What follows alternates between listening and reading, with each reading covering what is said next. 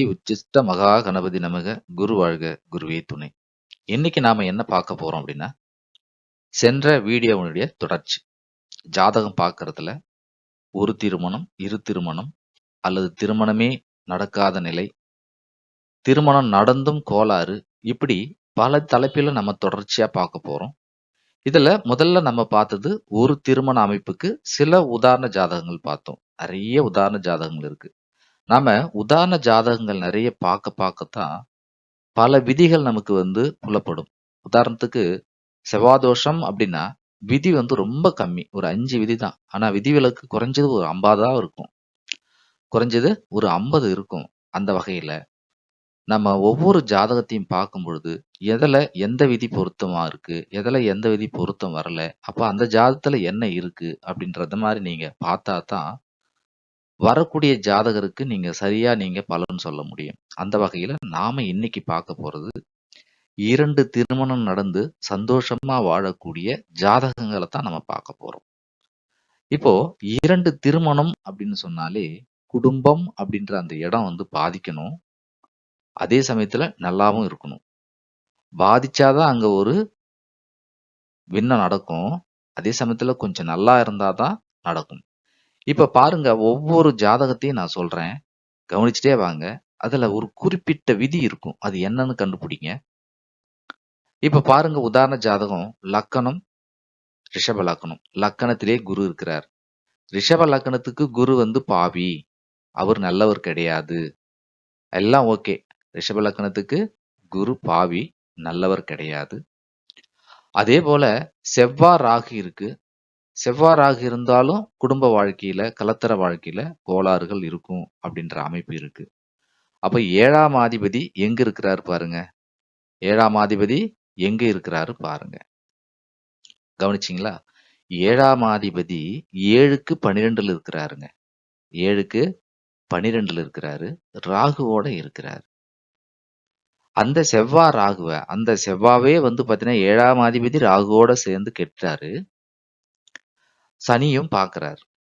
நமக்கு எது தேவையோ அதை மட்டும் நம்ம இங்க எடுத்திருக்கிறோம். அப்போ இவங்க வாழ்க்கையே வீண் அப்படின்னு சொல்றத விட, இவர் 2 தாரம் உள்ளவர். செவ்வாய் சரராசியில் இருக்கிறது.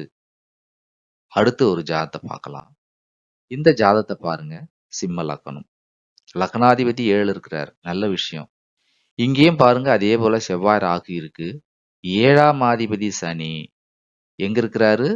நீச்சமா இருக்கிறாரு. அப்ப 7ஆம் அதிபதி நீச்சனா முதல் மனைவியே தங்காது. அப்படித்தானே விதி? ஆனா இவருக்கு 2 மனைவி. இவருக்கு 2 மனைவி.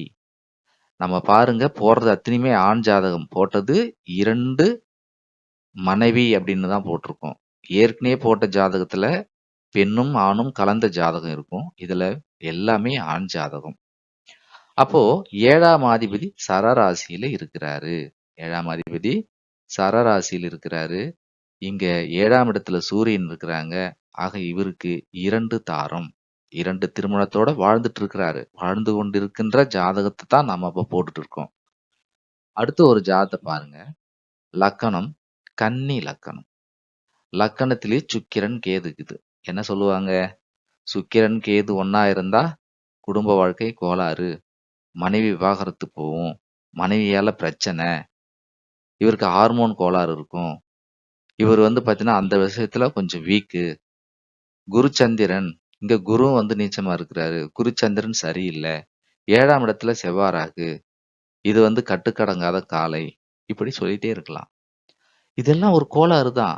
ஆனா அந்த கோளாறு அங்க போய் ஏதோ ஒரு இடத்துல போயிட்டு வந்துராம திருமணத்தையும் முடிச்சுக்குது. 7ஆம் அதிபதி எங்க இருக்கிறார் பாருங்க. நீச்சம் சரராசியில் இருக்கிறார்.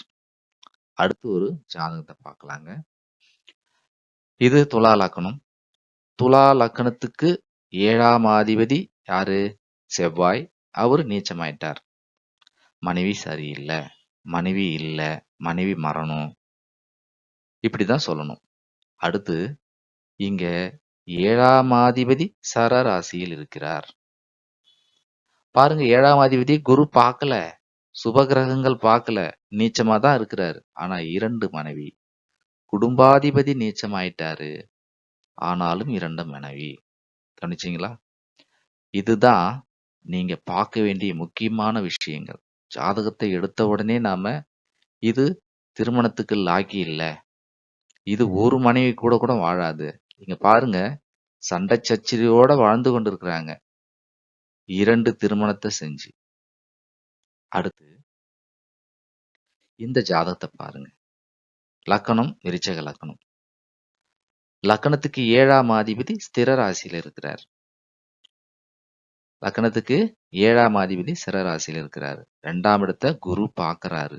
2ஆம் இடத்த குரு பார்க்கறாரு. இங்க குடும்பஸ்தானம் பாதிப்பு இல்லாம இருக்கிறது குருவோட பாதிப்பு. அதாவது குருவோட பார்வை பாதிப்ப வந்து குறைக்குது. ஸோ 7ஆம் அதிபதி சுக்கிரன் ராகுவோட சேர்ந்ததுனால போகம் அப்படின்ற விஷயத்துல இவருக்கு 2 தாரம் இருக்கிறது. அடுத்து பாருங்க, தனுசு லக்னம். லக்னத்துக்கு 7ஆம் அதிபதி சரராசியில. கேது சுக்கிரனோட சேர்ந்து இருக்குது. 2ஆம் இடத்துல குடும்பஸ்தானத்துல நீச்சமா இருக்குது. எது? குரு. குடும்பஸ்தானம் நீச்சமாயிட்டாலே குடும்பத்துல கோளாறு. செவ்வாறாக சம்பந்தப்பட்டாலே குடும்பத்துல கோளாறு.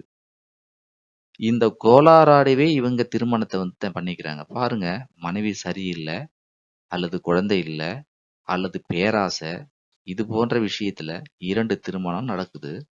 2 பேரும் இருக்கிறாங்க. நிம்மதியா இருக்கிறாங்களா இல்லையா அப்படின்றதுக்கு நாம அது ஒரு தனி பதிவா போடலாம். உதாரணத்துக்கு ஒருவர் வருவாரு என்கிட்ட, கிட்டத்தட்ட ஒரு 4 ஜோடி அது மாதிரி இருக்குது.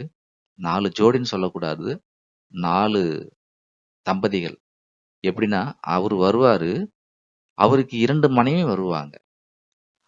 அவரு உட்காருவாரு, அவருக்கு பக்கத்துல 2 சீட்ல 2 மனைவிகள் உட்காருவாங்க. 2 பேரும் அவ்ளோ ஒற்றுமையா இருப்பாங்க.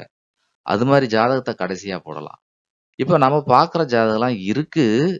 ஆனா, நிம்மதியா இல்ல அப்படின்றது தான் இங்க. அடுத்து ஒரு ஜாதகத்த பார்க்கலாம்.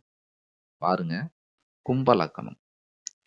கும்ப லக்னத்துக்கு 7ஆம் அதிபதி சூரியன் சரராசியில இருக்கிறாரு. புதன் ராகுவோட சேர்ந்திருக்குது.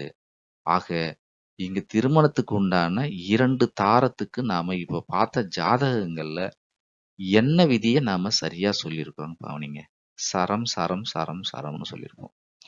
அப்போ காலபுருஷ தத்துவத்துல ஒவ்வொன்னும் ஒரு விஷயத்த சொல்லும். அது பலன் சொல்லும்போது நம்ம சொல்றதுக்கு ரொம்ப அற்புதமா இருக்கும். ஆண் ராசி, பெண் ராசின்னு சொல்லுவோம். சரராசி, ஸ்திரராசின்னு சொல்லுவோம். நெருப்பு ராசி, நில ராசின்னு சொல்லுவோம்.